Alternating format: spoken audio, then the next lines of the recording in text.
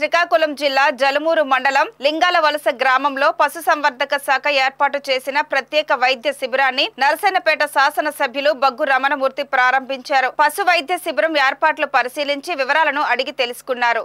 ఈ సందర్భంగా ఎమ్మెల్యే మాట్లాడుతూ ఎన్నికలకు ముందు ఇచ్చిన ప్రతి హామీని అమలు చేసే దిశగా కూటమి ప్రభుత్వం అడుగులు వేస్తుందన్నారు. పాడి పశువుల వలన నిత్యం ఆదాయం ఉంటుందని, పశువుల వ్యాధులకు అవసరమైన చికిత్స అందించేందుకు ప్రభుత్వం ఈ ప్రత్యేక వైద్య శిబిరం ఏర్పాటు చేసిందన్నారు. ఈ శిబిరాల్లో నట్టల నివారణ, మందుల పంపిణీ, గర్భకోశ వ్యాధులకు చికిత్స, పశు వ్యాధి నిర్ధారణ పరీక్షలు, వ్యాధి నిరోధక టీకాలు, శాస్త్రీయ యాజమాన్యంపై అవగాహన సదస్సులు జరుగుతాయని, ఈ అవకాశాన్ని రైతులు వినియోగించుకోవాలని సూచించారు. చికిత్సతో పాటు మందులు కూడా ఉచితంగా అందజేయడం జరుగుతుందని అన్నారు.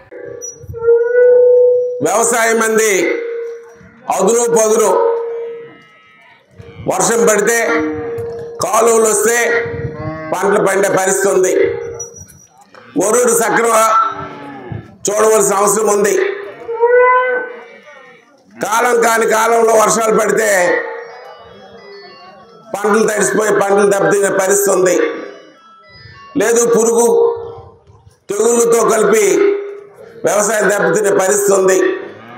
అందువల్ల రైతుకి వ్యవసాయంకి సహకారంగా తోడుగా పశుపోషణ చేసుకుంటే, గొర్రెల పెంపకం చేసుకుంటే, నాటుకోలు పెంపకం చేసుకుంటే వేడి నీరు చల్లని నీళ్ళలాగా నిత్యం ఆదాయం వచ్చే పరిస్థితి ఉంది.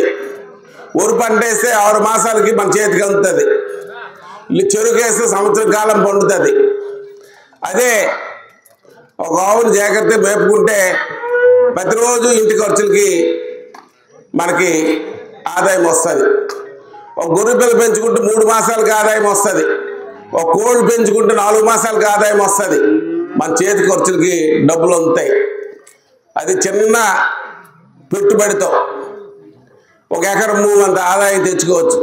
4 ఎకరాల భూమి అంత ఆదాయం తెచ్చుకోవచ్చు. ఒక ఆవు ఒక మంచి పంట 10,000 కొనుక్కొని చక్కగా మేపుకుంటే 60,000-70,000 అమ్ముకోవచ్చు. లేదు 10-12 లీటర్ల పాలు వచ్చిన ఆవును పెంచుకుంటే ఇంటి ఖర్చులు ఒడ్డెక్కిపోతాయి. అందువల్ల రైతులకు ఒక అవగాహన కల్పించి పశు పోషణ పైన ఎలాగైతే మన బిడ్డలు మన పిల్లలు పుడితే చేదు మందు పడతాం, ఇవాళ పాముల మందులు వేస్తాం, వాళ్ళ టీకాలు వేస్తాం, అవి కలిపి మోగ జీవులు.